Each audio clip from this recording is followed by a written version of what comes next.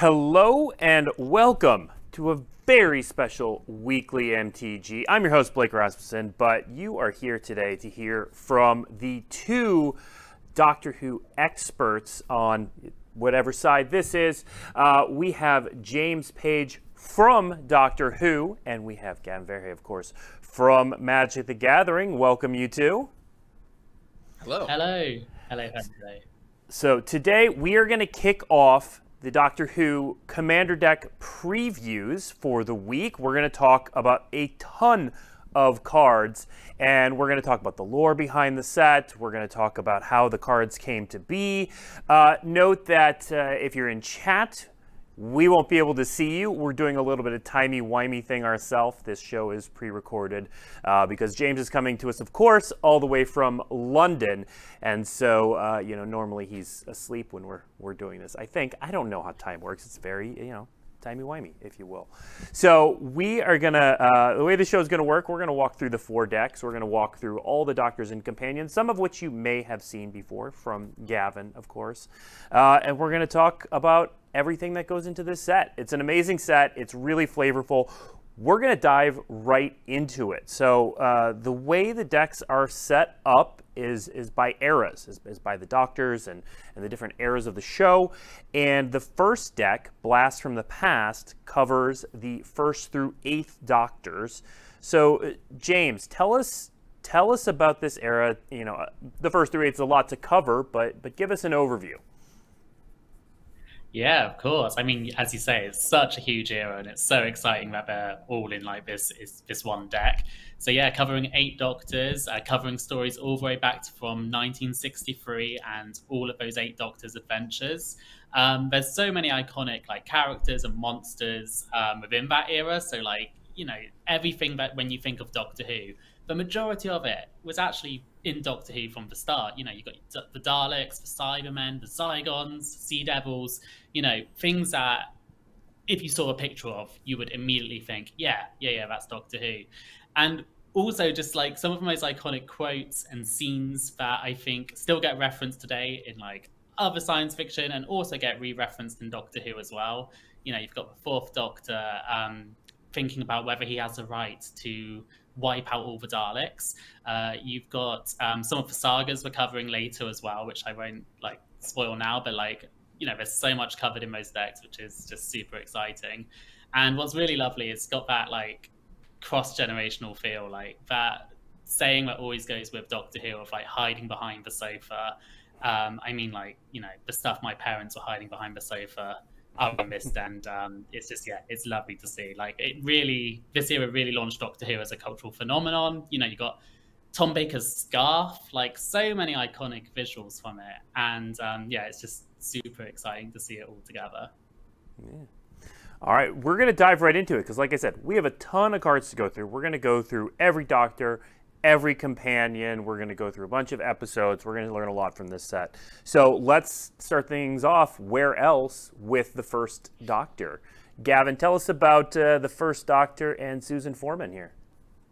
Yeah, absolutely. So, of course, where else to start than the beginning? The 1st Doctor and Susan Foreman. These are the very first Doctor companion pair we ever see on the show. Now, the Blast from the Past deck, James was talking about all of the characters and all the incredible stories. It is a historic-themed deck, so it's all about playing artifacts, legendaries, and sagas. However, with so many Doctors and so many companions in the deck to kind of choose from, it let us kind of go a little sideways on some of the designs to let you build some kind of more unique strategies that still play into what's going on, but let you go and, if you take these out of the deck and go build something else, or you play them as alternate commanders, you get to do something that is maybe slightly different or sideways to the historic theme. So with the 1st Doctor, I knew I wanted a Doctor that found the Tardis. It just makes perfect sense. And, well, who better than the 1st Doctor? And here he is, kind of looking out over that TARDIS console. When he comes into play, you find the TARDIS. And then whenever you cast a spell with Cascade, you get to put a counter on an artifact or a creature. Now, that's a really good fit because the TARDIS, as we've previewed before, and we'll show off again later in this stream, lets you Cascade. So by getting the TARDIS, you can Cascade and then, trigger this ability and make your creatures a little bit bigger. Susan, on the other hand, the Doctor's first ever companion, the Doctor's granddaughter, as she is called, she has kind of 2 things going on. The first is she's got this ability that's good for plane chase. So as a reminder, these decks have 10 new plane chase cards apiece in them.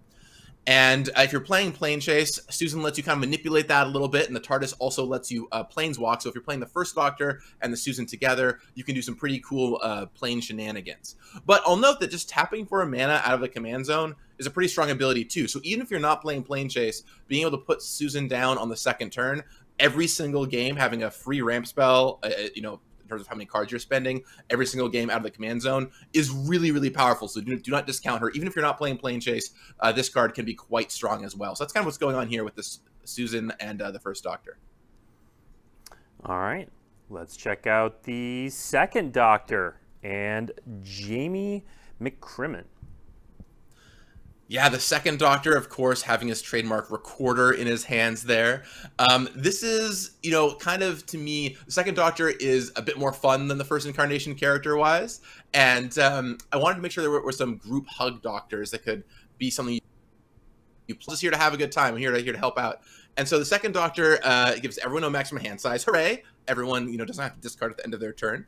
And then he can let everyone draw cards. Of course, if your opponent draws a card, they can't attack you because you were so nice to them. So why would you want to attack you after that? So really fun kind of group hug style commander here. And then Jamie McCrimmon, the man from Scotland. Whenever you play a historic spell, he gets bigger, so he plays right into the historic strategy. Do you want to tell us a bit about Jamie, James? Yeah, sure. So like Jamie was like the character actually came from the 18th century, and like had to like quickly adapt to time traveling life. He fought like Cybermen on the moon and all sorts. But yeah, he's a super cool character and a companion, you know, that came from the past, which was super exciting as well. Yeah, I think it was, you know, it's definitely something that really opens your eyes in Doctor Who, right? The first time you see a companion that the Doctor picks up, like you said, from the fields of Scotland in the 1800s, it's like, oh, wow, the show can do so many different things. And Jamie went on to be a fan favorite companion, and I'm so excited we have him here. And that flavor text, you might be wondering what it is. That's sort of his Scottish battle cry in the show, right? Given that he's from 1800 Scotland, no matter where he goes, even when he is fighting Cybermen on the moon, he still loves saying his trademark battle cry as he rushes into battle and tries to get the job done. Let's take a look at the third Doctor and Joe Grant. Absolutely. So the third Doctor, it gets bigger for all your non-token creatures.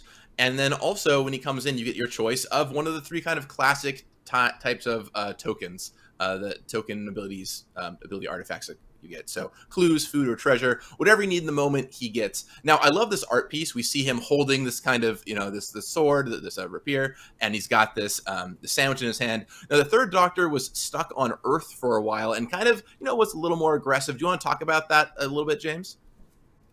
Yeah, sure. So the third Doctor, you're right. He was exiled to Earth by his own people, the Time Lord. So he wasn't allowed to travel in the Tardis. He was earthbound. Whilst he was on Earth, though, he still had loads and loads of adventures. He actually got a job with UNIT, which is the Unified Intelligence Task Force, which is where he met Joe Grant, the companion on screen there as well, who became like his lab assistant. And they had adventures that, you know, although they were stuck on Earth, they still, you know, had so much. They faced the Master, the Sea Devils, and all sorts. So yeah, still had very exciting times. Joe Grant on the other side, she gives all your cards cycling, all your historic cards cycling, and then you get bigger whenever you cycle. So, of course, the deck's full of historic cards. You have extra, you can cycle them away. I'll say that this art came back with her on a motorcycle, and I was like, this is so perfect for cycling. I mean, you gotta love the cycling motorcycle connection. It just made me smile. Yeah, Joe, I believe it's actually someone that works for UNIT. Is that right, James? Yes, yeah. So that's how her and the Doctor met. She actually became his lab assistant at UNIT. Right, so that's a great connection. You have the third Doctor coming in. He, you know, starts working with UNIT. Oh, and there's Joe that he gets to meet along the way, who's pretty cool. All right, let's meet our next Doctor and companion, the fourth Doctor, and Sarah Jane Smith. Absolutely. And when it comes to iconic doctors, the Fourth Doctor is one of the most favorite doctors in the entire show's run, played by Tom Baker. And he lets you, he's the face card of the deck. This is the pairing that you'll play most commonly out of the box here. He'll let you look at the top card of your library at any time, and you get to play a historic card from the top of your library once each turn. And when he does, he, of course, hands you a food token. He's holding this kind of trademark bag of candies there. And, you know, it's sort of a thing that he's known for. So you get a little treat, of course, as you play these cards and look into the future. Sarah Jane Smith, the intrepid reporter, another fan favorite companion, and actually she stretches and returns all the way back in the modern show, played by the incredible late Elizabeth Sladen. She lets you investigate whenever you play a historic card, and that means that, you know, if you're trying to clear off the top card of your deck to find a new historic card, oh, hey, Sarah Jane can let you crack one of those clues you made off of Investigate to find something new there. So there's some really great synergy between these two cards. And for a 2-mana commander on Sarah Jane Smith, you can get a lot of clues out of this card over the course of the game. Anything on these two as like one of the most iconic duos in all of Doctor Who, James, that you want to share? Yeah, I just love these ones. Like that image of Tom Baker, you've just, like, everything iconic about that Doctor is like captured in one. And, you know, his phrase, like, "Would you like a jelly baby?" is just, it's just something that you can't buy a packet of jelly babies without saying it. But yeah, I think, like, universally the two characters are loved. And as you were saying, like, Sarah Jane Smith actually returned later on. She met the 10th Doctor and the 11th Doctor as well. She was hugely popular. She got her own show, the Sarah Jane Adventures, and you know, when the Doctor actually dropped her off on Earth, she continued being an investigative journalist and had her own adventures on Earth as well. So yeah, really, really cool character. Yeah, Gavin, you also mentioned that this is the most common pairing you'll play out of the box. This is probably a good time to talk about the mixing and matching of the Doctors and Companions as well. Yeah, absolutely. So one of the great things about Doctor's Companion is that you can mix and match. Now, you know, when it comes to Doctor Who, there are iconic pairings, right? You have the 10th Doctor and Rose, you have the 4th Doctor and Sarah Jane Smith. And we made some of those iconic pairings the face cards for the deck. So when you go and buy the product, you play with people, you can grab those right out of the box. But part of the fun is being able to mix and match, right? And one of the big mottos in design was build your own episode, tell your own story, right? And so if you want to play the, you know, Sarah Jane Smith and the 10th Doctor, hey, that canonically happened. That makes sense. You want to play Jamie McCrimmon and the 10th Doctor? You know, when you get all these decks and mush them all together, sure, go nuts, right? Tell your own Doctor Who story. There's nothing saying that they couldn't have met somewhere in space and time. It's totally plausible. And so that kind of mixing and matching lets you go build some really fun decks. And out of the box, there's a handful of different pairings you can grab to be able to play if you don't want to play the one on the face. That said, for every deck, there's kind of that prescribed face card and featured commander that you get to use. That are what we think is like a great out-of-the-box experience. But of course, I encourage you to kind of decide on your own if you want to play something totally different or you have a favorite Doctor. Maybe you grab that one out of the box instead. Yeah. All right, let's go to the 5th Doctor and Tegan. All right, so the 5th Doctor, he doesn't want you to attack. He says, let's hang back.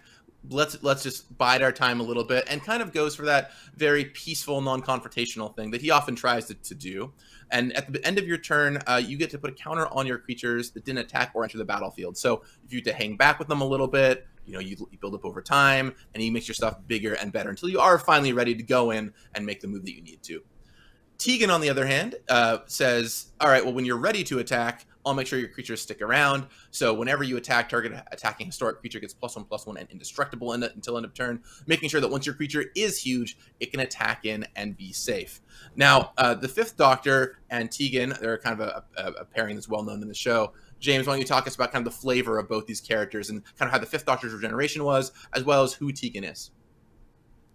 Yeah, sure. So yeah, the 5th Doctor was sort of like the youngest we'd seen the Doctor, even though they were obviously technically the oldest. You're right. They I wouldn't say they would be an attacking person. They were very much science led and sort of, you know, trying to find those sort of ways. Whereas Tegan was forthright and like not afraid to speak her mind, you know, and wouldn't be afraid to tell the Doctor how she was really feeling. Tegan's actually another character like Sarah Jane that came back in the newer era of Doctor Who as well. She met the 13th Doctor and again was exactly still, you know, that bold and not afraid to speak her mind characteristic as well. And that ability word we see on Tegan, by the way, brave heart, is kind of a classic phrase in the show. Brave heart Tegan is what the doctor says to her. So that's kind of a neat little nod to that and that ability word. All right, let's meet the 6th Doctor and Perry Brown. All right, the 6th Doctor. This is a really awesome design. It is a blast to play. Whenever you cast a historic spell for basically your first one in a turn, you get to copy it. So, you know, you get to get a second copy of whatever your favorite thing is you're casting that turn, and it's not legendary. So if you play another Doctor, you get 2 of them. You play a Companion, you get 2 of them. You play a Saga, you get 2 of them. So there's a lot of fun to be had with this character. And then Perry Brown, you know, she's kind of an interesting character. She's an American that's kind of just on vacation that ends up getting embroiled in the Doctor's adventures, and he whisks her away. And she gives your first historic spell each turn Convoke. So she can actually help you cast those big historic spells for the 6th Doctor to copy. The Trial of a Time Lord is when I think of, like, you know, 6th Doctor stories, like that kind of run, that season, as it were, of him being on trial for crimes that he's not sure if he committed is so cool. Yeah, it's a whole, like, the whole season is, you know, all the Trial of Time Lord, and in that season, the Doctor actually confronts the Valeyard as well, which is sort of like a reflection of his darker self, which is really awesome. Yeah, and we are going to see more about that episode later with one of our preview cards. Next up, we have the 7th Doctor and Ace, Fearless Rebel. All right, so the 7th Doctor has kind of a wild ability, and I'll kind of let James talk to his flavor here in a second, but whenever he attacks, you get to play a little guessing game with your opponent. You know, the 7th Doctor loves these kind of like riddles and games. You're not really sure what's happening. So you play a little guessing game with your opponent, and if your opponent guesses incorrectly, you get to cast a spell from your hand for free. Don't worry, though, if they do guess correctly, you get to make a clue, and then the number of artifacts you have is kind of what that, whether or not you get to play that spell for free is based on. So the clue will help you build up that number to make the guessing game even harder for your opponent. Ace, on the other hand, is, you know, kind of this wild kid that the 7th Doctor picks up. She's, you know, she's definitely a rebel, and you know, there's a lot of great interactions between the two as they go along. And so she's got, of course, her trademark baseball bat here in the art, but she also makes something called Nitro 9 that is sort of like an explosive that she tends to use in a very undoctor-like way on some of her enemies. So when she attacks, you can, you know, throw Nitro 9 at something and have her fight it and get a little bigger in the process, which is good fun. Now this is, I mean, a beloved pairing, another one from the classic deck that is one of the most beloved pairings in all of Doctor Who. Do you want to talk about these characters a little bit, James, the 7th Doctor and Ace, because it is such a loved pair from the show. Yeah, they are, and it's amazing how loved they are. I mean, like, you know, you got the 7th Doctor, who was super quirky. You know, he played for spoons. He wore, you know, the question mark sweater vest with the question mark umbrella. And, you know, again, like all the Doctors, he had such like a range of emotions. He ranged from like playing, you know, a clown to like being super mysterious and all of that sort of stuff. And again, like his relationship with Ace was really interesting because, you know, she called him Professor, so she was like learning a lot from him. But they also had sometimes like a bit of a rocky relationship at times because, well, and then, I mean, Ace in general is one of the most fan favorite companions ever. Like, she, you know, used a baseball bat to hit a Dalek, like you can see there. And, you know, she had faith in the Doctor and became like just a super bold like person throughout her travels. And she's another companion that actually returned along with Tegan to meet the 13th Doctor later on too. So yeah, this is definitely like a fan favorite pairing for sure. All right, and the last bit from the Blast in the Past decks, like Twist, it's going to be a Doctor and the Tardis, which we referred to earlier. So here's the 8th Doctor as well as the Tardis. Yeah, so here is the 8th Doctor, and you know, the thing in these kind of decks that we're playing reference to is the very short mini episode he did, the Night of the Doctor. And so we don't have a companion for him in the decks, but we do have a few cards that are geared at that, which is pretty cool. And you'll see another one later in this very preview show, which is pretty fun. The 8th Doctor, when he comes into play, mills you 3 cards, and then each turn you kind of get to play something from your graveyard. You kind of let you play it from the past. You know, in this short that we see him in, the Night of the Doctor, you know, we kind of see him making some choices about his future, and also, you know, kind of digging into his past a little bit with the Sisters of Karn. And so we wanted to make sure that that was kind of referenced here in the card mechanics. And then the Tardis, of course, I mean, it's the Tardis. We've shown it off before, but it's so iconic. It is a vehicle that anybody can crew, you know, but because anyone can kind of pilot the Tardis, they try their best, you know. But if you have a Time Lord in play, you can, of course, time travel with it, which allows you to cascade and planeswalk when you attack, which is pretty cool. And that goes all the way back to the first Doctor as well. Keep in mind, the first Doctor will search up this card. Anything you want to say about the 8th Doctor there, James? Yeah, I mean, like, this like mini episode the 8th Doctor's in was so cool, like to see Paul McGann back as the Doctor. And you know, we met up with him again during, you know, the Time War, and they realized, you know, the incarnation they needed to be Aurora to sort of like be in the Time War. So what the image you see there is what the Sisterhood of Khan gave him to make his next generation Aurora, so he could fight in the Time War. But yeah, it's such a cool episode. And I mean, like, the TARDIS, like, you could just go on and on about how iconic that is. It's probably, you know, the most iconic visual from the show. And, you know, obviously we're seeing the exterior of the TARDIS there, but, you know, the interior changes up as the Doctors go on as well. And it's just, yeah, it's full of iconography, that one. All right, that concludes the contents of the, well, not the entire contents of the Blast from the Past deck, but the Doctors and the Companions. We are going to show off some more cards from that deck when we get to the episode section a little bit later. But let's move on to talking about the Doctors and Companions in the Timey-Wimey deck. So, Gavin, tell us a little bit about the Timey-Wimey deck. Yes, the Timey-Wimey deck focuses on the 9th, 10th, and 11th Doctor's run, and it is a theme we have never done before. I'm really excited. It is a blast to play. It is time counter. So you're going to use Suspend, Vanishing, cards that kind of naturally accrue time counters over the course of the game. And you have a new mechanic called time travel. Very appropriate for Doctor Who. What time travel does is lets you basically manipulate your time counters. It takes them off of cards in Suspend and adds them to cards you have in play, so that you get to make your suspended cards show up a little bit faster, your vanishing cards stay around a little bit longer, and let you kind of manipulate the flow of time so that you get to be the master of time yourself. And now, James, this is one of the most popular runs in all of Doctor Who. If you're watching out there, there's a decent chance you know at least some of the stories from this run. Talk to us a bit, James, about just why this run is so popular and kind of what's going on with these characters. Yeah, sure. I mean, like this, when I was saying, you know, as kids, my parents were hiding behind the sofa on the last deck. This was the one where I was hiding behind the sofa for, and it was, you know, an introduction to many people for Doctor Who. It's so yeah, it covers like Doctors 9, Christopher Eccleston, 10, David Tennant, and 11, Matt Smith. And it's just got so many moments that I think even if you've never seen it, you'll recognize, like David Tennant standing on the beach saying goodbye to Rose Tyler. Absolutely heartbreaking. And like the memes that has created as well, like just online all the time. But yeah, you've got some incredible adventures in there, like the 9th Doctor facing the Dalek Emperor, and Rose being the one, you know, she absorbs the TARDIS and becomes a bad wolf and you know, wipes them from existence. There's just so many epic moments. You know, the 10th Doctor, for me, my favorite ever episode is an episode called Midnight, and you know, I think that's within this deck as well, and it's just the creepiest episode I think ever.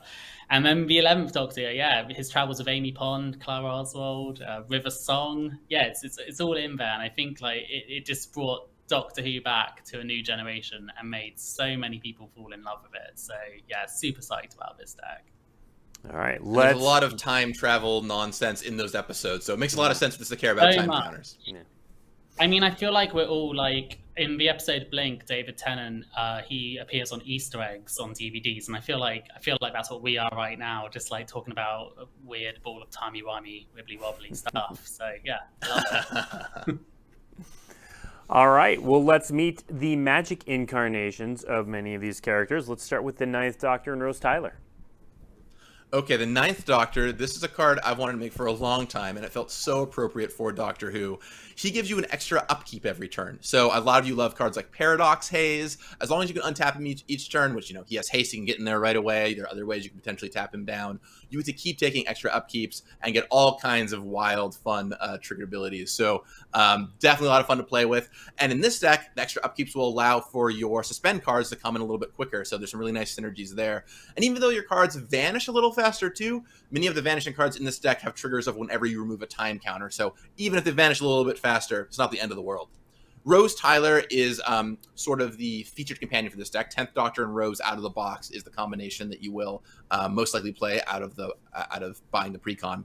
And she gets bigger for every time counter she has, and then she gains time counters, kind of becoming the bad wolf as you go on adventures for all of the cards you control with time counters and suspended cards you own. And then once she gets her first time counter on her, I'll call out that time travel can increment those counters further. So once she gets her first time counters, every time you time travel, you can make Rose stronger as well. So Rose will often be a finisher in this deck as she grows and slowly becomes the bad wolf and takes over your opponents. The 9th Doctor, the first Doctor we see of the relaunch, and he's got kind of a unique personality we haven't seen before. Tell me, James, kind of what the 9th Doctor is all about. Yeah, like the 9th Doctor, so when we talked about Paul McGann earlier, you know, regenerating and getting ready to face the Time War, this is the Doctor that, you know, is in the aftermath of the Time War. So he's super, like, war-scarred and suffering from that. And, you know, he's having adventures, like, jumping into things. And when he first meets Rose, he tells her, you know, to run, and they're running from autons and stuff. But he's quite, like, you know, kind of wants to be left alone a little bit. Until he realizes actually, you know, after Rose saves his life, he starts warming to her and realizing that actually traveling alone is not great. So throughout his entire run, you sort of see him warm up and become, you know, vulnerable and lovely and all these brilliant things. So yeah, he's great. And yeah, Rose is just an awesome character as well, who appears throughout that run. You know, in the artwork of the card there, you see all the planets behind her from the season 4 finale, which is a super epic moment. And yeah, she has a huge role to play for both the 9th and 10th Doctors. All right. Speaking of the 10th Doctor, let's meet the 10th Doctor and Donna Noble.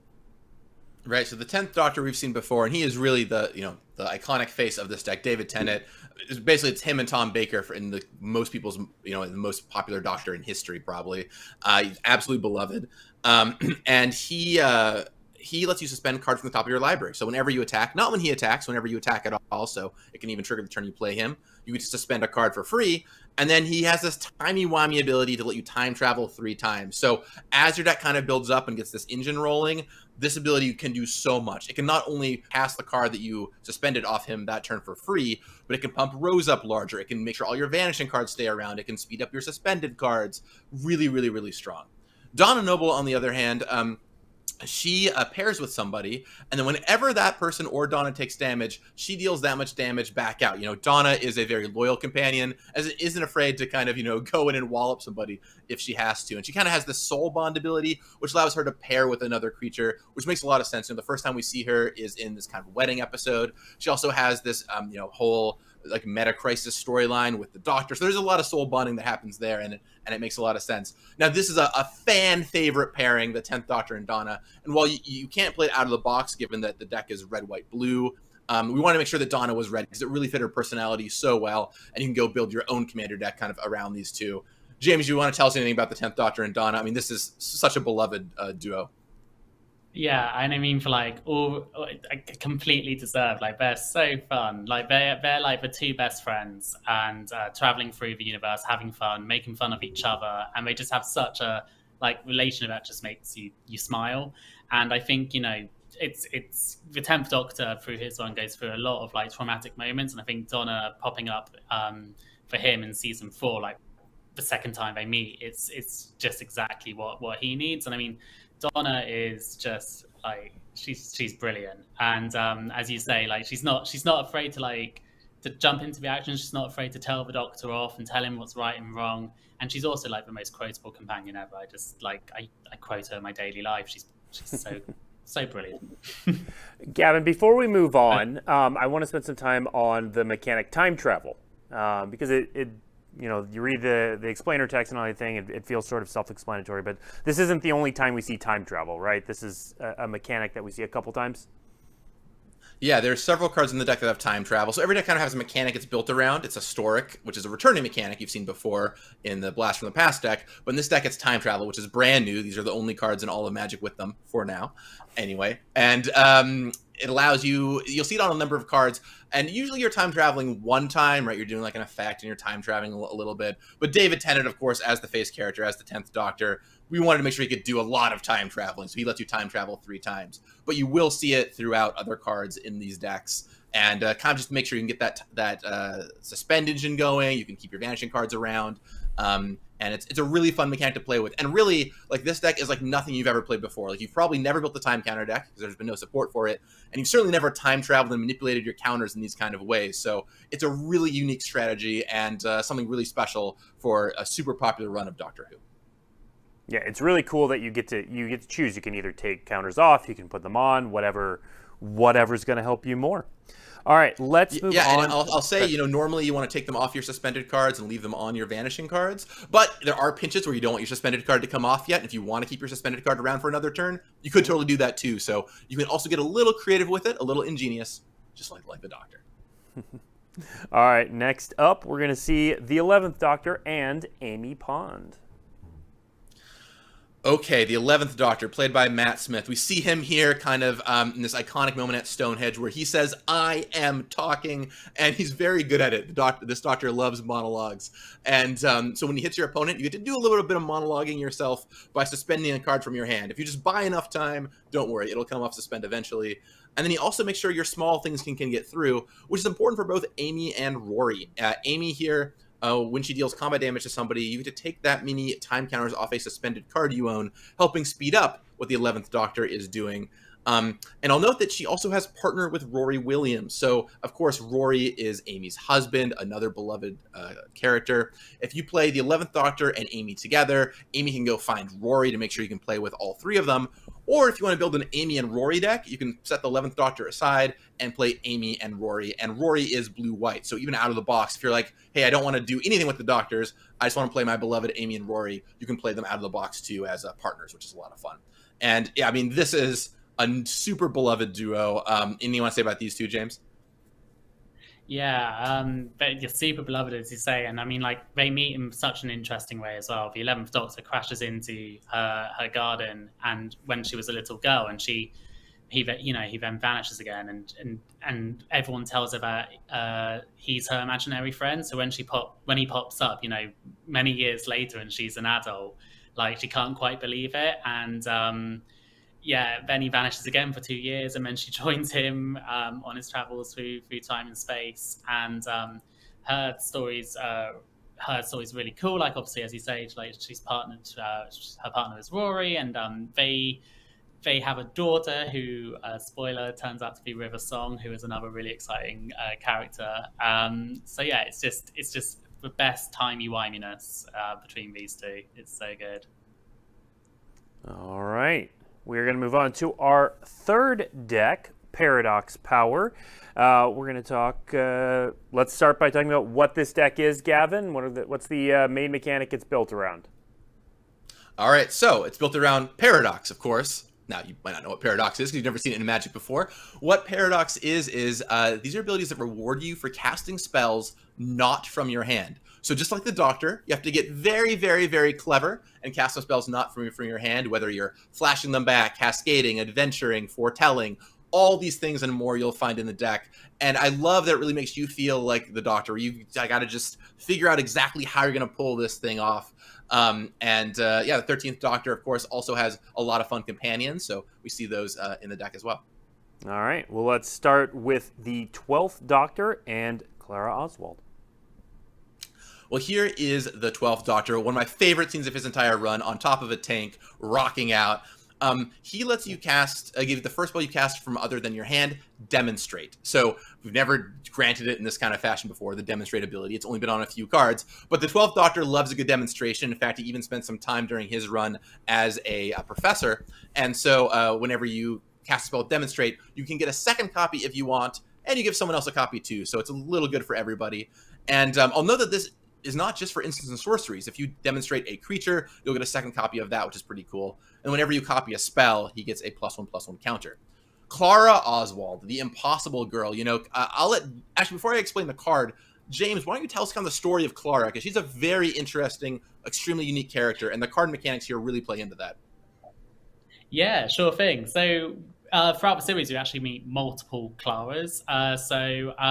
She travels with two doctors. She travels with the 11th Doctor and the 12th Doctor.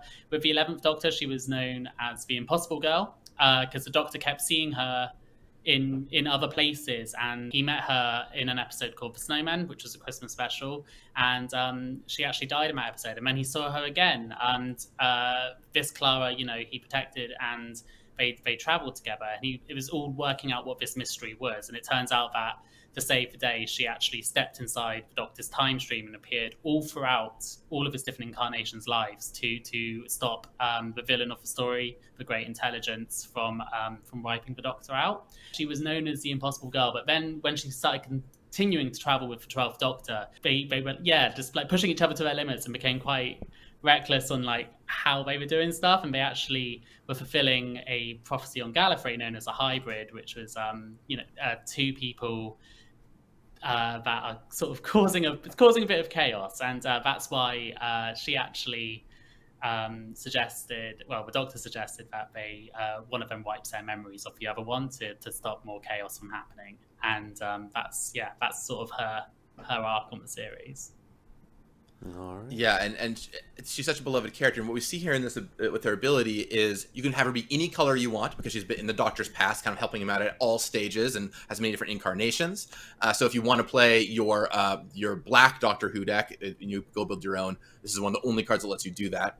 And then also she doubles all your Doctor's triggers, and I will call out that every single Doctor has a triggered ability of some fashion. So no matter who you pair Clara with, she's going to have an impact and help your Doctor be the best your Doctor can be, which is pretty darn cool. All right, let's get to our next pairing. Before we talk about those, I will call out. So we're gonna see the 13th Doctor and Yasmin Khan. This is the last companion we're showing off. There are more companions in the deck, so if you haven't seen a companion that you were looking for, fear not. They could still be in the decks. We're just showing off some of the main pairings here. Take it away, Gavin. Yeah, totally.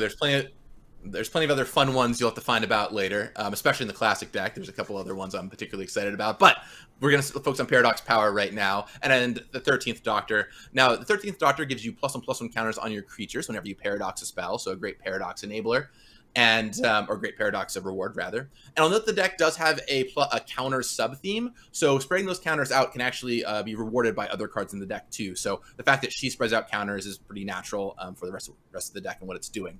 One thing about the 13th Doctor is she loves having a huge group in her TARDIS. She calls them, at many points, Team TARDIS. And so there are several other characters that travel with her. So she wants to give them all +1/+1 counters so they can untap each turn. And who better to untap than Yasmin Khan, who allows you to exile your top card and play it, which, of course, will trigger the Paradox of the 13th Doctor. So they're a really good, really natural pairing and work well together. And they're from the newest run of the show. So, James, why don't you just intro us to these characters a little bit here? 13th Doctor, they were just like boundless of energy, like always wanting to have fun and like explore the universe and sorting out like fair play across the stars. And they regenerated. They crashed into a moving train after they fell out of TARDIS when Peter Capaldi regenerated into Jodie Whittaker.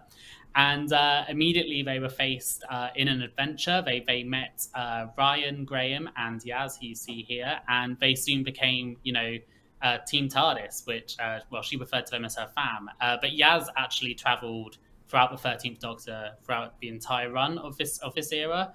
And Yaz used to be a police officer, and she kept getting jobs that she found quite boring and stuff. So she was like seeking out adventure. So like joining the Doctor through time and space was like absolutely ideal for her. And as they went on adventures, Yaz actually got feelings for the Doctor, but the Doctor, and I think this is also echoed with Ten and Rose as well. The Doctor ages, and their hearts break when they lose their companions. So the Doctor is basically saying it's not able to happen. But like a great duo, and one that have so many moments for you that run. All right. Now, the final deck, Gavin, is a little bit different, and we've talked about this before, but give a quick overview of what is the fourth deck? Well, we've covered all the eras of Doctor Who, but of course, just as iconic as the Doctors themselves and their companions are, of course, the villains. Daleks, Cybermen, the Master, Weeping Angels, and plenty of oddball one-offs too that you'll find in these decks. They are here and ready to cause the Doctor no shortage of havoc. This is a blue, black, red deck that is kind of what we call group slug. The idea is you hit all of your opponents, right? Like any good villain, you want to mess up all of your opponents equally.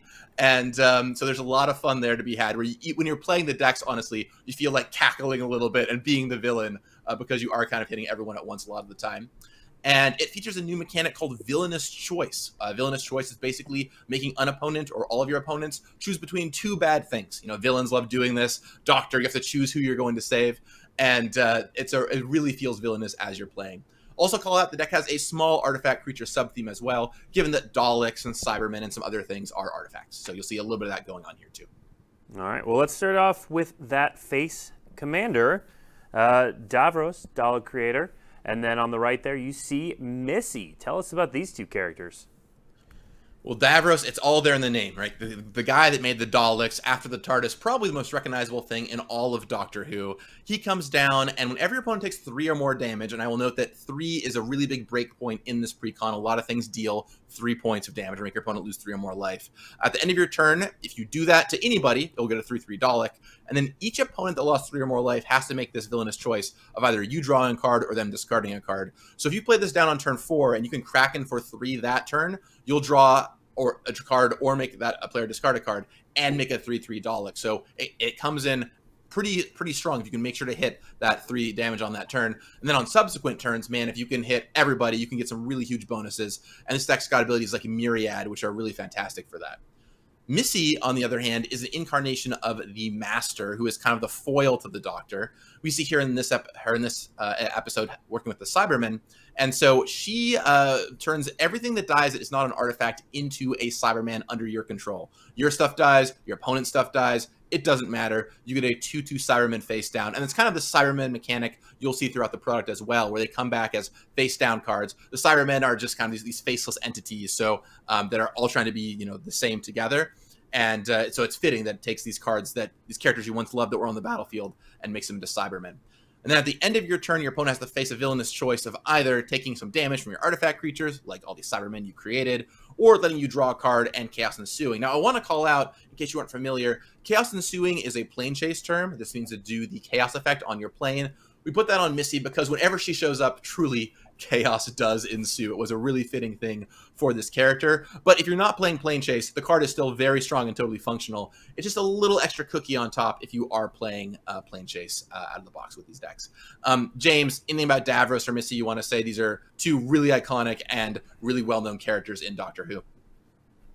Yeah, completely. They're both just so brilliantly evil and mad. Like, so you got Davros, who, you know, created the Daleks to be beings of absolute hate and wanting to make, you know, exterminate everything that didn't look, you know, or wasn't a Dalek, which is interesting because, you know, Davros, you know, himself is different. So quite often in quite a few stories, you know, the Doctor even refers to Davros once as a Dalek's pet, but you know, he still has a lot of influence over the Daleks, and in that image there, you can see him like shooting energy out of his the metal glove and stuff. So yeah, super iconic character. And then on Missy, like, she's such an interesting incarnation of the Master. Like her run, she was with the 12th Doctor, so Peter Capaldi, and within her run, you know, it's all of this idea of can the Master, can Missy become good, and the Doctor really, you know, tries his best to make her a better person. Sadly, to no avail, because we then see the Master again, of course, and they're up to their usual chaotic tricks. All right, and then not the last card we're showing from this deck, but the last sort of character villain we're showing from this deck, Weeping Angel. You may have seen this card already. Gavin, you showed it off earlier, but it's worth showing again because holy crap, is that episode creepy. Yeah, I mean, this is from an episode called Blink, which many would tell you is one of the best episodes, if not the most iconic episode in Doctor Who. The whole thing with Weeping Angels is that while you're looking at them, they're just statues. But the moment you blink, they come to life. And if they touch you, they send you back in time. So you kind of eat all of your remaining life energy and suck you back in time. So the Weeping Angel mechanic we see here, and a couple other places too, are that if your opponent plays a creature, they stop being a creature, right? Someone is looking at them, they're safe. But if they damage a creature, it automatically removes that creature. That doesn't kill them; they're non-lethal, but it sends it back into your library. So you might never draw it again. Of course, there is some fun times where you'll cast it, you'll block something, and it will eventually show up again in the game, which feels fitting because sometimes the Weeping Angel sends someone back in time, and you do encounter them again. But yeah, this card comes down with flash. It can block. It can kill something off right away, and then every single turn, your opponent has to kind of worry a little bit about, oh no. Do I have a creature to play to turn off that Weeping Angel? So otherwise, it'll get rid of whatever it touches. Now, one thing about the Weeping Angels is that they have these huge wings, but they don't fly. And do you want to just talk about that a bit, James? Because I know normally in our game, if you see wings, you see flying, but Weeping Angels don't fly. So they just have these huge wings. Anything you wanted to say about that, James, to clarify for our fans?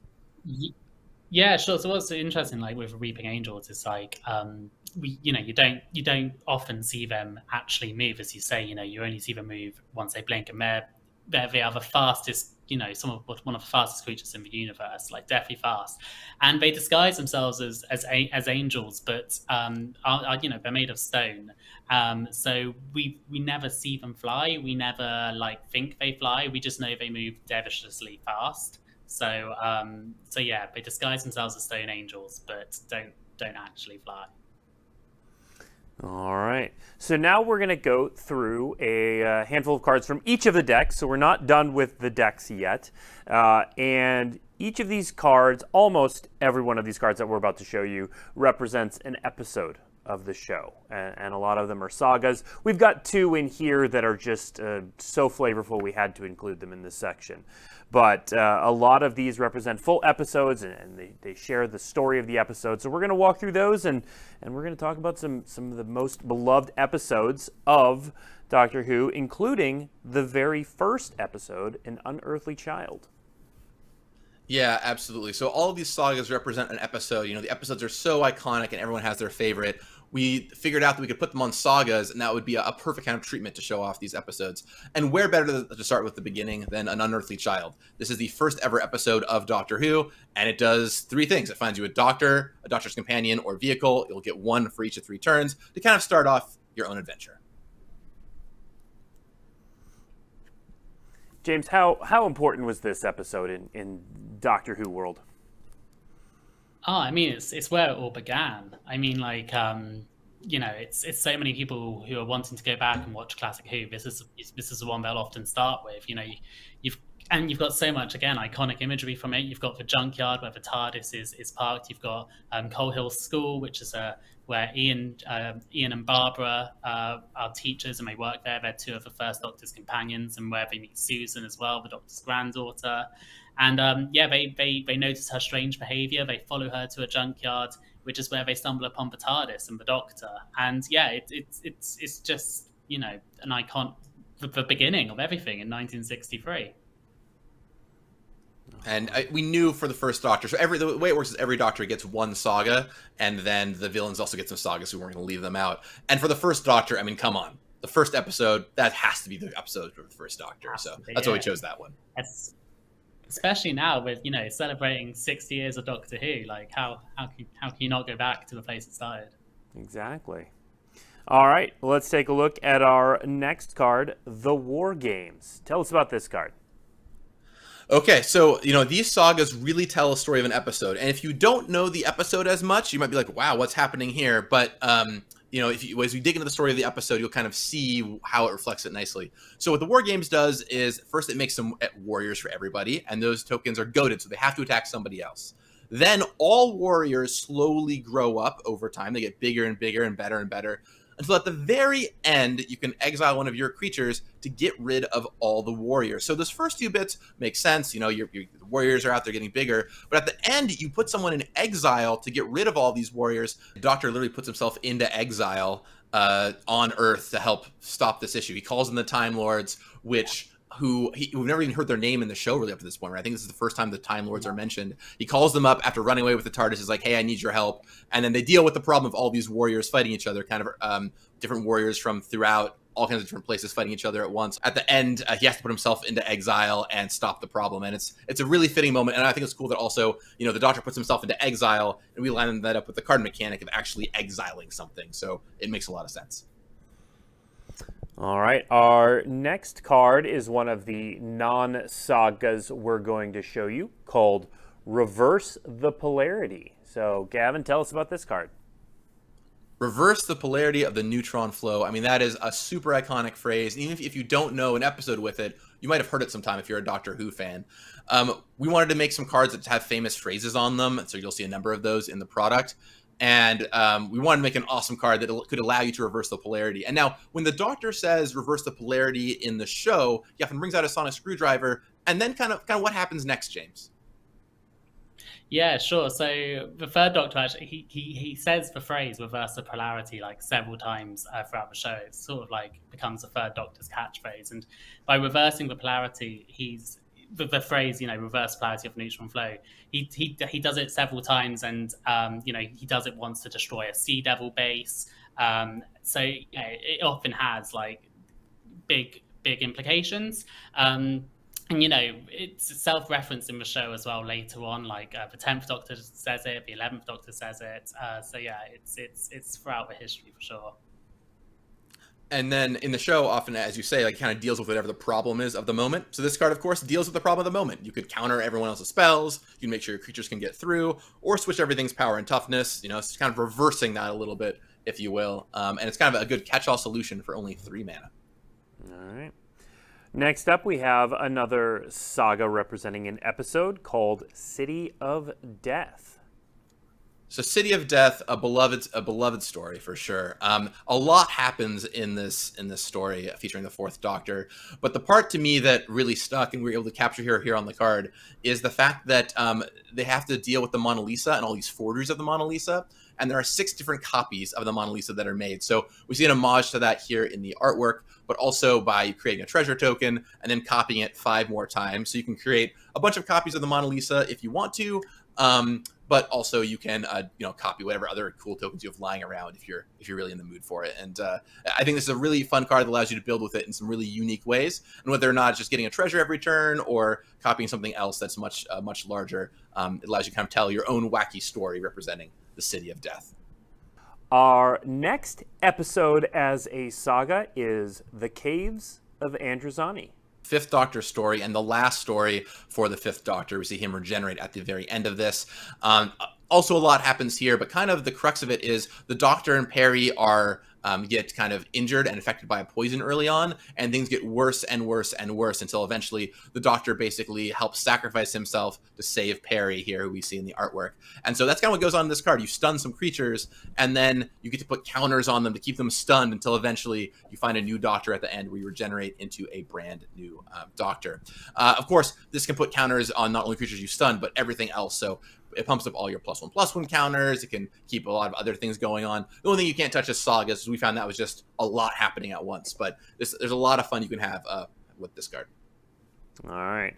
Our next one is one that was referenced earlier in the show, Trial of a Time Lord. So this is a big one. Tell us about this one. Yeah, this is a really cool multiple part episode. It's basically a whole season is just the Trial of a Time Lord. So it's not literally an episode name, but it's so iconic, and it's, you know, stretches over the plot stretches over, you know, the whole season that we wanted to show it here. And it's super iconic for the 6th Doctor. So in this kind of series of episodes, the Doctor is put on trial, and he's being accused of things he doesn't remember doing, and it's in his past, in his future. And so what happens is you get to exile a creature for 3 turns in a row, and then at the end, on the 4th turn, everyone votes. Is the Doctor innocent or guilty? And if guilty comes up as the verdict, all those things stay exiled forever. If people choose innocent, then they come back into play. So you kind of have to do a bit of politicking with the table, just like perhaps a real courtroom case of like, no, really, you want to leave them in exile, just leave them there, hold them there.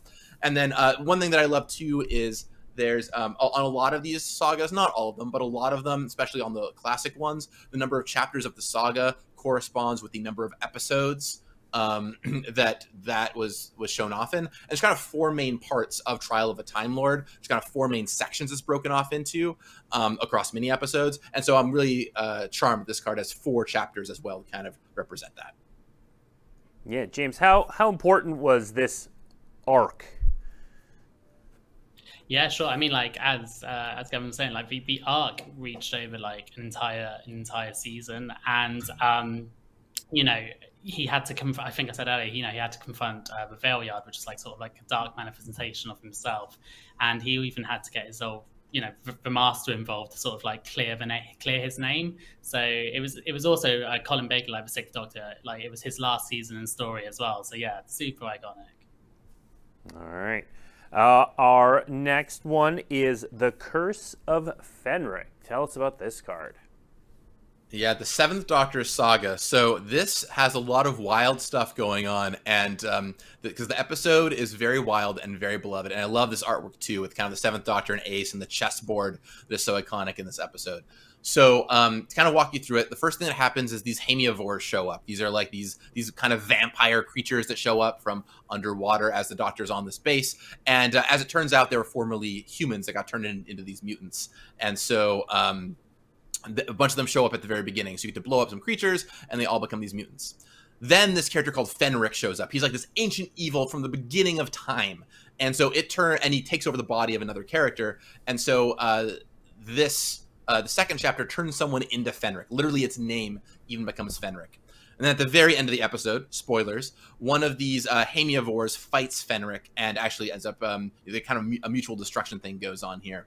So, you know, of course, the mutants all have death touch. Fenrik is a 6/6. So when they fight at the very end of the episode, you kind of get to orchestrate your own mutant versus Fenrik fight, and they will both implode each other, just like in the episode. There's a lot that goes on here, but we tried to capture that core essence of hemiavores show up, and then Fenrik shows up, and then they fight each other at the very end. And one thing I love is chess is kind of a recurring metaphor in this episode. It even shows up, you know, as an important plot point. And so this card really has a bit of chessy feel to it, where you're not sure what you're going to blow up, you're not sure what you're going to turn into Fenrik, you're not sure what's going to fight each other, and you can do a lot with this card, and it requires you being very, very clever and crafting the board a little bit, just like the 7th Doctor does. All right. Such a cool card. It's a wild card. Like, I'm trying to figure out how to actually use this in a game. There's a lot of stuff going on here, but we're gonna move on. We got more cards to show. Next up is the Night of the Doctor. Tell us about this wild looking card. Yes, Night of the Doctor is a funny one to me, and this is a really charming flavor. You know, sometimes you can communicate the flavor with words on the cards. Sometimes you can communicate it with just how the card looks. So this is our first ever 2-chapter saga, and that's because it's a very short story. The episode is only 6-7 minutes long, James. It's a pretty short one, little mini episode. Yeah. And the first, go ahead. So yeah, I was just gonna say, yeah, it was released online as part of a 50th anniversary celebration. So yeah, it was much shorter, but like it was such a cool moment to see the 8th Doctor back. Sorry, go on. Yeah, you can go watch it online right now after you finish watching the stream, if you so desire. It's up there. The first thing that happens is the Doctor kind of, you know, crash lands the ship, you know, destroying all the creatures that were on it, sadly. He limps out, barely alive, and then talks to the Sisterhood of Karn to kind of regenerate into the new version of himself. So blows everything up, and then you get one of your legends back with your choice of a cool counter, some new abilities, and he kind of chooses between 3 options of who he wants to become, and becomes the War Doctor in the process. All right. Next up, we have one of our non-sagas. We've got, 5 cards left to show off. So this is Everybody Lives. So iconic that I'm not a Doctor Who fan, but even I have heard this. Yeah, this is from an episode of the 9th Doctor's run. And do you kind of want to set up this moment for us, James? It's a really, really cool moment in the show. Yeah, sure. So this is one of the creepiest episodes ever. I remember this haunting me as a child so much. So basically, something is going on in London during the Blitz. There's these gas mask wearing sort of like zombies that, like, if they touch you, like, you become one of them. You get a gas mask on your face. And the Doctor travels, lands there, and he works out a way to save them. And not just save one person, not just stop the gas mask zombies from, like, turning everyone else into gas masks, but he actually finds a way to save the people who've been turned into these creatures. And as he saves them, he says the words, just this once, Rose, everybody lives. And it's such a cool moment. And then he releases nanogenes, which heal everyone back to how they should be. It's a great moment. Yeah. And it's a really cool card, too. Yeah, for sure. It's an awesome card, Blake. And for the war-torn Ninth Doctor, it's like such a great moment. And the card is fantastic, right? So when you play it, all creatures gain hexproof. All creatures gain indestructible so they can't die. Players gain hexproof. Players can't lose life. Players can't lose the game. Truly, everybody lives, right? So I look forward to when someone does an all-out attack to kind of finish off their opponents. You throw this card down. You can even scream, "Everybody lives, just this once, Rose. Everybody lives." And then everyone at the table will be thankful for you because you made them all live. It's a great, great moment. All right, let's go on to our next one, which is The Girl in the Fireplace. Okay, this card is a wacky one, but I love this episode. It is truly one of my favorite episodes of all of Doctor Who, and so it does some pretty wild things, and it is a blast. So the first thing that happens is the Doctor kind of goes back in the past and meets this Madame de Pompadour, this human noble who is slowly vanishing away, as it turns out. She only has so much time. Then a bunch of stuff happens, and the Doctor meets this horse called Arthur, which he then rides in on. You can see it in this kind of middle section here where the Doctor's riding on this horse. And of course, we brought back the beloved horsemanship mechanic, only on a handful of cards in Magic, because he's riding a horse. What's more appropriate than that? You've got it. So you got it, right? It gives all your Doctor's horsemanship, which is, can be quite strong. And then on the last chapter here, it says whenever a creature hits your opponent this turn, you get to time travel. So hopefully you have your Doctor out. Your Doctor has horsemanship. So your opponent, I'm going to let you know, is not going to have any creatures with horsemanship. You're going to be pretty safe to hit your opponent. And then when you hit them, you time travel. And kind of what the Doctor is trying to do here is keep Madame de Pompadour alive a little bit longer. And so if you hit your opponent for a bunch, you can up those vanishing counters that were on her and keep her around just a little bit longer in time. And so, she'll be at one vanishing counter by the time you hit that third chapter. So you got to get in or she's going to perish on your next turn. And I won't spoil the episode at the very end what happens, but you got to go watch it because it is an incredible episode of Doctor Who. And even if you're not super familiar with the show, it's just an all-timer for sure. I love that this is the episode you decided not to spoil. Every other one, you're like, here's what happens at the end of it. And then you're like, this one, though, not even going to spoil it for you. All right, when we were talking before the show, so these next two sagas represent episodes that, James, you said were your two favorites, basically, of all time. So I'm going to throw to you for the 11th hour. Tell us about this episode. Yeah, sure. So, one of my favorites, I think this is a great one. Like, it's such a good jumping on point for Doctor Who as well. And it's such I think I was saying earlier, how the 11th Doctor meets Amy Pond is just such an interesting way, as you see on the card there. Like, he meets her as little Amelia Pond and then meets her years later as Amy Pond. And she's convinced that he was her imaginary friend and then is thrust into an adventure where that's obviously not the case.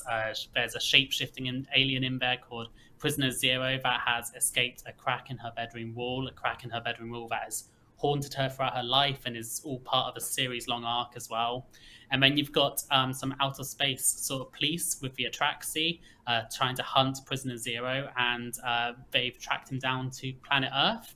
And to deal with it, they're going to, destroy the entire planet. So the Doctor doesn't have long to sort of solve the day. He's just regenerated. He hasn't got a sonic screwdriver. His TARDIS is also, rebuilding itself. So him and Amy find a way to save the day. All right. Yeah, I mean, this is one of my favorite episodes, too. You're absolutely right, James. And if you want a jumping on point to the show, it's a great place to start, right? The 11th hour was basically built to introduce Matt Smith and a whole new legion of fans to the Doctor. And that's exactly what we see here. The first chapter is you go find a Doctor, Matt Smith or otherwise. Then you get to make your Amelia Pond token and get a food token for little fish fingers and custard, if you know the episode. And then at the end, of course, Prisoner Zero shows up, who loves, kind of copying other people. So you get to get a token that's a copy of something, except its name is Prisoner Zero. So nice and flavorful for that episode. Yeah. And then, James, tell us about this next episode, Heaven Sent. Yeah, Heaven Sent is such a good episode. So you've got basically two sort of characters. One really in this episode, you've got the Doctor and the figure cloaked there that is following him.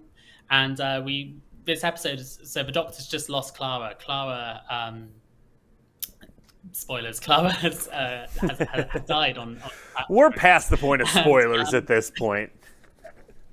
I know. I was like, it's over 10 years ago, guys. Like, come on now. So yeah, the Doctor is then trapped in this world, and he's trying to work out what's going on. And as he's trying to work it out, he is constantly followed by this slow looming creature behind him. And no matter how far away he runs from it, it's always following him and getting closer and closer and closer. And it's trying to find some truth out of him and trying to get him to confess to something. And he slowly starts working out what's going on wrong, and then is faced with basically a wall of a massive wall which is made from something stronger than diamond. And he punches the wall to try and like get through it, and he's making like little indents in it.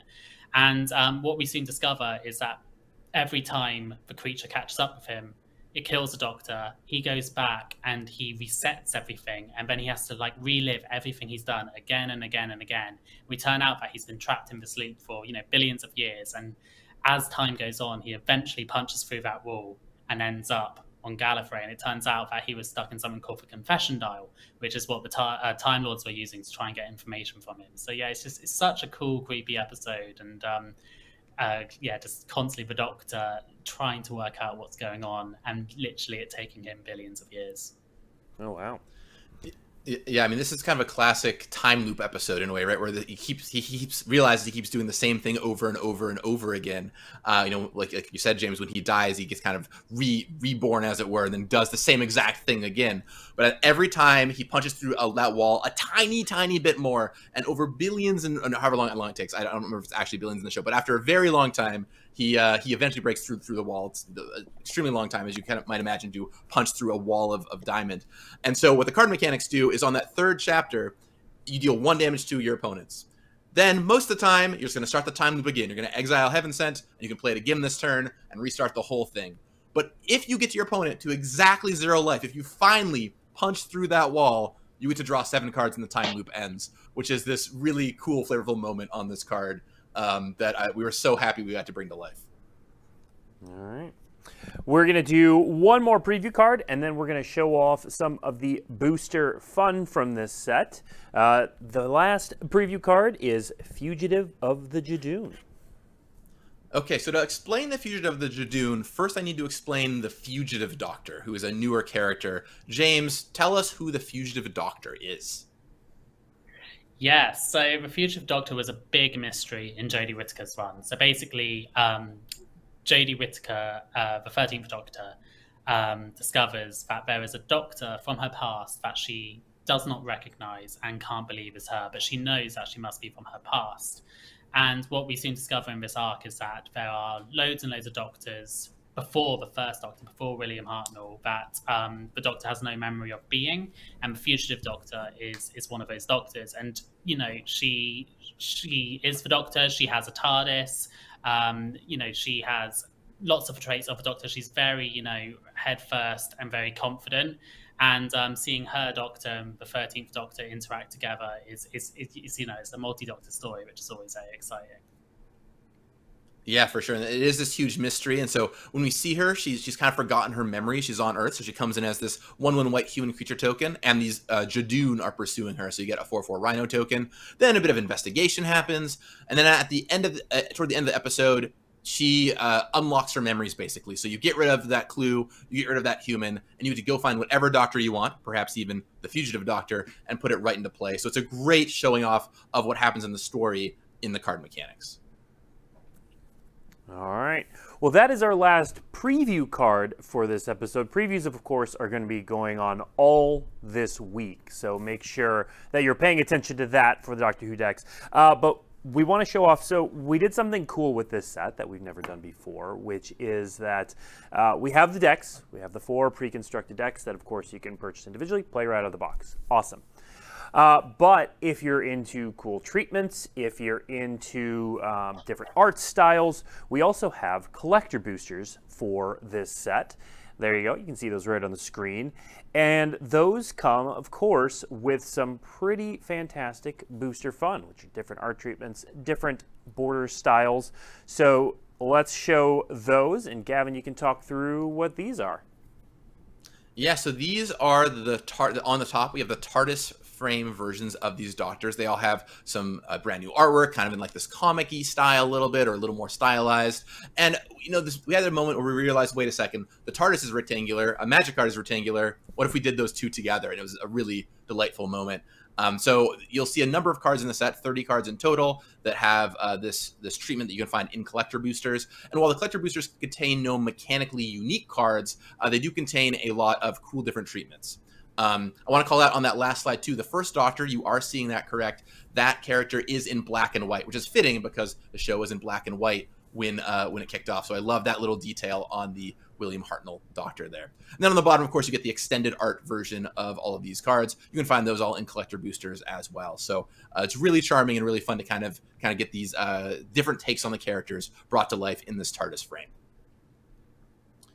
There's the 9th, 10th, and 11th Doctors too. You can see the 11th Doctor with his fez, which is of course extremely delightful. And Gavin, we also have serialized versions of these cards, correct?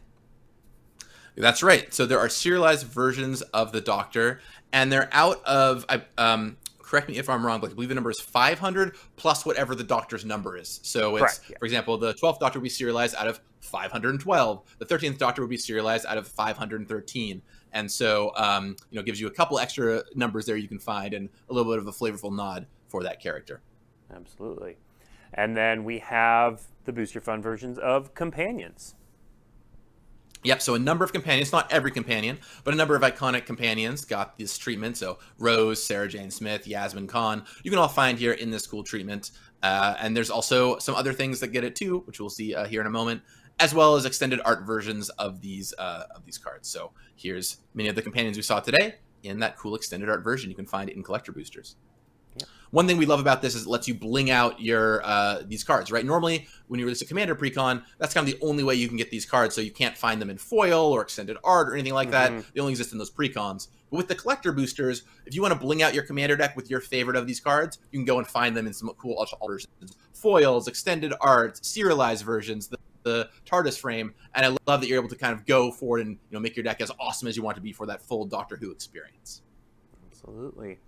All right, well, that is everything we have to show you today, but that is not everything from the Doctor Who Commander set. We are going to be showing off cards from that set all week, all over the internet, either from us, Wizards of the Coast, or from various people who love Magic and or Doctor Who. So, James, thank you for joining us from all the way across the pond.